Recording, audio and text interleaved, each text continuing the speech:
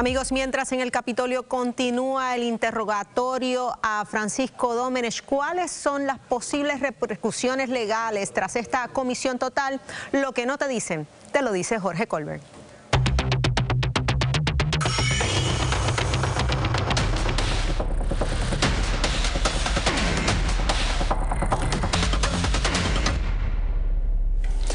Bueno, al fin y al cabo, hasta este momento, porque no ha terminado todavía la comisión total, los temas más importantes o que realmente habían levantado dudas es lo relacionado a las implicaciones legales de todas estas transacciones entre una empresa privada, que es la famosa firma de Politán, y un funcionario público. Ahora bien, vamos a ver cuáles son esas tres áreas fundamentales que se traen o se presentan ante esta discusión, que es el número uno, lo que tiene que ver con la transacción de Politán. Politán es la empresa que Francisco Domenech ha estado explicando una y otra vez de cómo se vendió, de los famosos 4 millones y finalmente lo que tiene que ver con los procesos de inhibición. Y eso es importante porque ustedes deben de saber que los procesos de inhibición están ya regulados y, como señalé, las dudas que ha habido sobre ese particular es en lo relativo a si el secretario Domenech finalmente pudo llevarlo a cabo o lo hizo de conformidad a lo que establece la ley de ética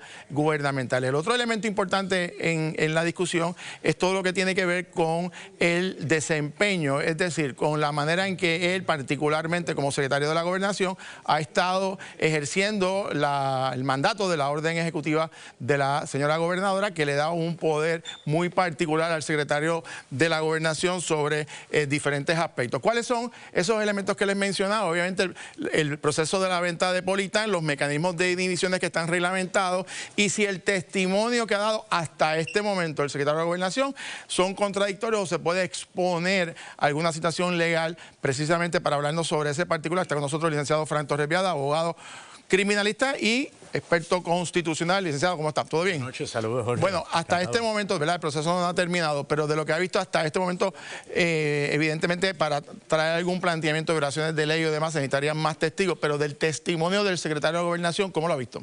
Mira, yo creo que el testimonio del secretario es un testimonio calibrado. Yo creo que tuvo, en términos generales, un buen demeanor. Contestando puntualmente tu pregunta, no creo que haya ningún elemento delictivo o razonablemente delictivo en el testimonio propiamente. Yo lo que sí creo que en suma, y con el caveat de que todavía se está sucediendo la vista en estos momentos, sí lo que está planteado es un terreno fértil para una investigación mucho más amplia, mucho más profunda, particularmente con lo que tiene que ver, que tú mencionabas hace unos minutos, con el tema de la compraventa de la entidad Politán. Ok. Nadie entiende esta transacción de 4 millones... Que una corporación que es de un solo individuo, que es el único accionista, se lo vende a sí mismo y trae una persona a hacerse cargo que no pone un solo centavo. Eso como que es difícil de entender. Usted no puede explicar, aunque pueda ser legal en la práctica, en términos de lo que se trata de una persona que va a ocupar una posición, básicamente la segunda posición más importante del gobierno, por lo menos en términos de política pública. Esto debe de aclararse. Nadie lo entiende, casi nadie lo entiende, porque es difícil de entender, porque es un asunto técnico. Yo creo que la línea investigativa del Senado va dirigida a lo siguiente. Ciertamente el secretario de la Gobernación hoy se desvinculó jurídicamente, legalmente, en papeles de esa entidad. Él dice, yo le vendí mi participación a la propia corporación, que era mía, y eso lo permite la ley de corporaciones y es real, pero se la vendí a la corporación y con unas acciones minoritarias a Manuel Torres, ex contralor electoral, que no pagó nada por ellas, por tanto ya yo no tengo que ver con esto. La pregunta es, y la línea investigativa del Senado es, bueno, ¿estamos realmente ante una compraventa legítima, válida de esa entidad, o se vendió en papeles?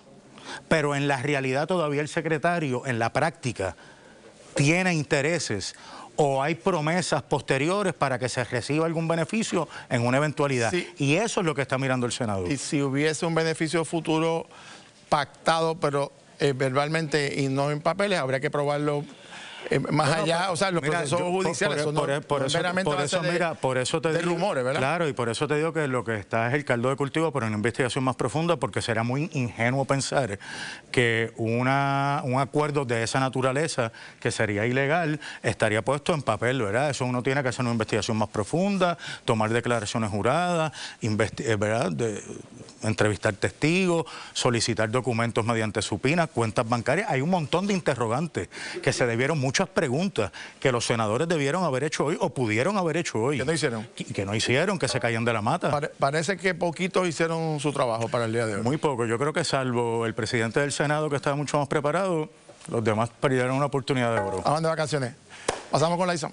Bueno, lo dijimos, más preguntas que respuestas sobre este tema del proceso de venta de Politank. Mientras, pasamos con Margarita, cuéntamelo. Claro que sí, Laisa.